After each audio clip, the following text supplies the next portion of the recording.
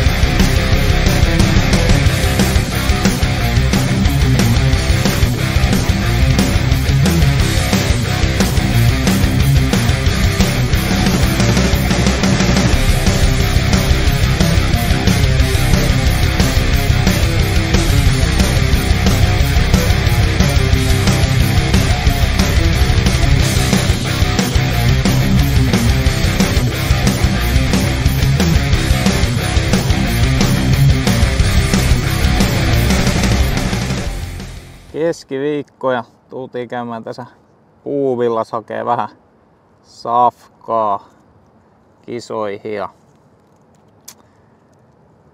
tänään on semmonen päivä, että eka päivä kun ruoka on vähän pienempi, kalorit ei juurikaan, eli ollaan tiputettu vähän rehuja pois ja vettä menee yhä edelleen se sama verran. Huomen tippuu vesi ja suola aika lailla minimiin ja vedestä 1/3 pois. Mennään kauppaan ja katsotaan vähän mitä sieltä tarttuu kärryyn. Siinä on laatikollinen eli 40 pakettia voita ja se kuinka paljon nyt itsellä on paino tippunut parissa vuodessa, niin näitä voipaketteja tarvittaisiin 57 kappaletta. Eli 17 tuohon laatikkoon vielä lisää. Semmonen urakka 85. Siinä on pääasiassa mitä tuli otettua. Tultiin tähän hiljaisella osastoon, niin käydään vähän läpi. Vähän maissikakkuja ja vähän jotain välipalapatukkaa, suklaata, minkä Katja todennäköisesti syö suolakeksei. Hunajaa, mikä on ehdoton, se saa nopeasti verensokerin ylös. Ainakin mulla toimii hyvin erilaisia kuivattuja hedelmiä, mitkä tulee siihen aamupalaan antamaan pientä extra boostia. Varmuuden vuoksi tommonen lämpimässä säilyvä proteiinitouhu, vähän pähkinöitä, pilttiä, sitten tehdään Nathan Paytonin Rice Krispies herkkuja, mihin tarvitaan vaahtokarkkeja ja sitten koton onkin jo riisimuroja, banaania, kotiin kananmunia. Siinä sitten pääasiassa oli mitä tulee sinne otettua. Lisäksi tulee tehtyä tosiaan aamupala sinne, mikä syödään heti puntarin jälkeen. Treenijuomat, mistä tullaan kuvaamaan erikseen lisää ja sitten jonkunnäköinen ruoka todennäköisesti varmuuden vuoksi, jos kisa venyy ja siinä sattuu olemaan pidempi tauko, missä kerkee jotain syömään. Sitten kotiin juomaan vettä, koska sitä on vielä 2,5 pulloa täksi päivää juomatta ja syömään, koska on ihan helvetillinen nälkä. Torstai ja viikon toinen reeni tehty ja ajattelin pakat seuraavaksi kama, mitä lähtee kisoihin mukaan. Rulla ensimmäitteeksi. Kengät semmoisiin lajeihin, joissa liikutaan. Sitten kengät maastavetoa ja tukkiin ja säkinostoa varten mukaan.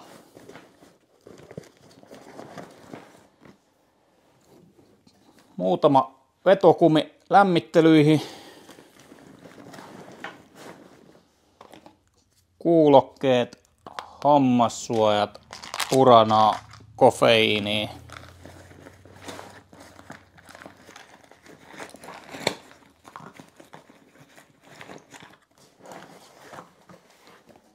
Mankku.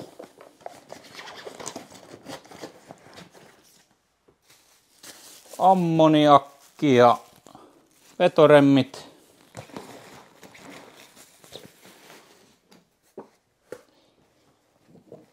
Polvilämpärit. Pestyt polvilämpärit, huomaa. Mitta, koska en luota siihen, miltä merkkari tuntuu, niin todennäköisesti tuun mittaamaan se korkeuden. Tiedän mitä se on täällä, niin saa sen mitattua sitten mahdollisimman lähellä samaa kisoissa. Hikipyyhe, jos tulee hirveä kuuma keli, niin saa pyyhkiä vähän hikeä siihen. Sitten tää rokuevyö, sitten tämmönen pehmeämpi vyö ja tämmönen lämmitin. Ja kun tuo painoa tippuu niin paljon, niin tää rokuevyö on niin törkeä iso, kun se menee todennäköisesti ton viimeiseen lenkkiin. Tän ja tämmönen lerpake, mikä sit ärsyttää tukeissa ja muissa tulee tiellä, kun siihen lyö kättä, niin tämmönen pikalukitus remmi vielä, millä saa sit vedettyä tuo ylijäävä vyö tiukalla. siinä se oikeastaan oli, että mitä kilpailuissa näin niin tavaroiden puolesta tällä kertaa tarvitaan. Torstai-ilta ja aika päättää tää ensimmäinen osa tässä kohti SM-kisoja videosta. Ja tänään tosiaan on ollut melko hiilarivapaa päivä. Aamusti otin vielä hiilaria, mutta sen jälkeen hiilarit on ollut oikeastaan niin nollissa kuin voi. Ja vesi tosiaan tiputettiin eilisestäni 1/3 pois ja huomen tiputetaan 2/3 tämän päivästä pois. Treenit on tehty ja kunto nähdään mitä se lauantaina on. Ja on vähän tahallaan ollut salamyhkäinen tämä painosuhteen ihan vaan sitä varten, että niin hyvissä saippuasarjoissa niin täytyy olla joku täky seuraavaa videoa. Koitan jaksaa huomenna herätessäni ennen kuin töihin lähden, niin napata videon ja näyttää mitä se aamupaino on, kun kisoihin on noin 27 tuntia aikaa. Joten jäädään odottelemaan sitä osa 2.